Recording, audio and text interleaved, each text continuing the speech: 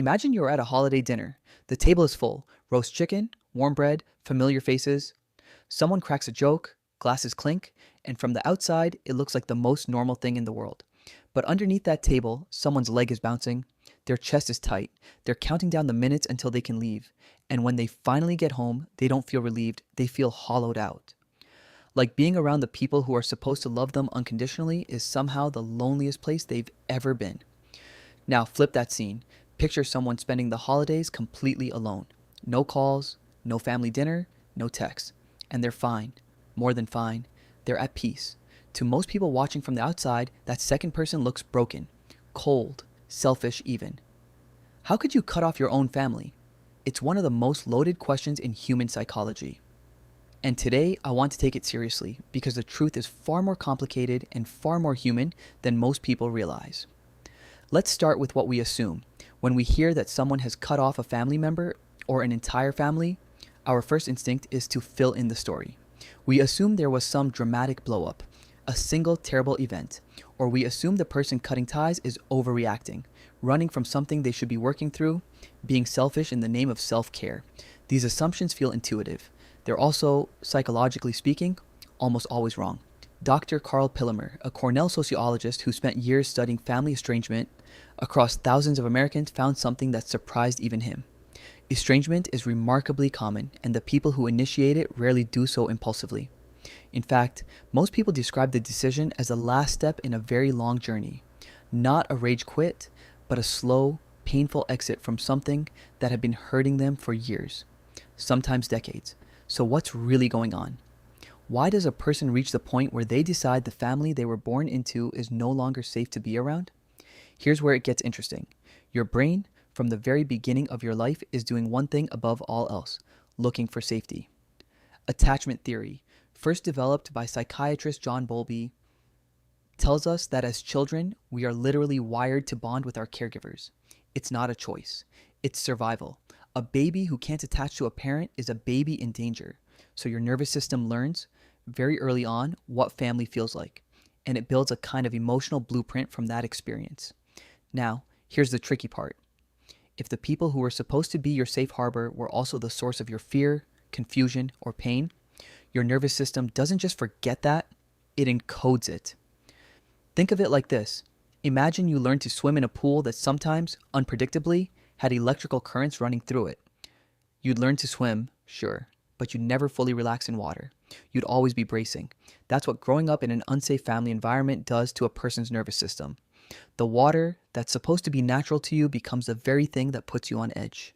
Psychologists call the result of this kind of upbringing a disorganized attachment style, and it's one of the most studied patterns in developmental psychology. People with this attachment style didn't just have parents who were absent or neglectful, they had parents who were frightening, and that creates a unique psychological paradox, because the person you're supposed to run toward for comfort is the same person you want to run away from. Your instinct says seek safety and flee danger at the exact same moment, triggered by the exact same person. Can you imagine living with that internal conflict for 30, 40 years? And then one day, something shifts. It might be therapy, it might be becoming a parent yourself and suddenly knowing in your bones how a child should be treated. It might be a moment of clarity where you look at a pattern that's been happening your whole life and you finally name it for what it is. And in that moment, the decision that looks like abandonment from the outside starts to feel from the inside, like the first real act of self-preservation you've ever taken. Now I want to be careful here because this is nuanced territory. Not all estrangement is the same. There are cases of people cutting off family members over misunderstandings, political differences, or disputes that might genuinely benefit from repair. Psychologists do recognize that some estrangements happen without the kind of deep trauma we've been discussing, and that reconciliation, where both parties are willing to grow, can be genuinely healing. This isn't about demonizing families wholesale, but what research consistently shows is that most people who cut off family, especially parents, do so after years of trying, years of difficult conversations, boundary setting attempts, therapy, forgiveness, and hoping that this time things will be different.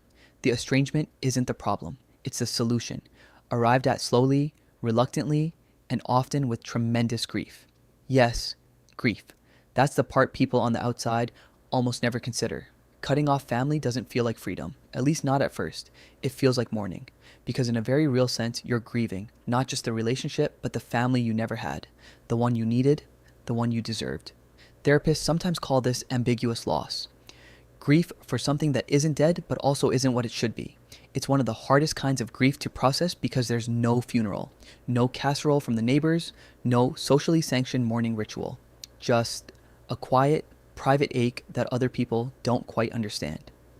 And here's what the neuroscience adds to this. Social pain and physical pain activate overlapping regions in the brain. The same neural pathways that fire when you break your arm light up when you experience rejection, exclusion, or emotional abuse. Your brain doesn't distinguish between a punch and a cruel word the way we culturally assume it does. So when someone tells you that being around their family hurts, that is not metaphor. That is neurological reality. What takes tremendous courage then is recognizing that some relationships, even sacred ones, can become genuinely incompatible with living a healthy life. The philosopher Khalil Gibran wrote that your children are not your children, that they belong to life itself, not to their parents. There's something quietly revolutionary in that idea. It challenges the assumption that blood automatically equals safety, or love, or belonging. The people who make the hardest call to step back from a family that has harmed them are not the cold, unfeeling people we assume them to be. They are, in many cases, the ones who have felt most deeply, who tried the longest, who ached the hardest for something to be different before they finally accepted that it wasn't going to be. And if that's you, if you're someone who has made that call or is sitting on the edge of it, I want you to hear this. The fact that you're still questioning it, still feeling the weight of it, says everything. It says you're not callous, you're not broken. You're someone trying to build a life where your nervous system can finally stop bracing for impact. That is not selfishness. That is the most fundamental act of self-respect a human being can perform. So the next time you hear about someone who's cut off their family, resist the easy judgment. Because behind that decision is almost always a story longer than any dinner table conversation. A story of someone choosing, perhaps for the very first time, to believe that they deserve peace.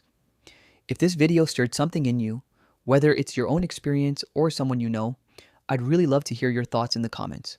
These are conversations we don't have enough in the open, and every story shared here helps someone else feel less alone. And if you want to keep exploring the psychology of relationships, identity, and how our past shapes us, make sure you're subscribed, because there's so much more to dig into together.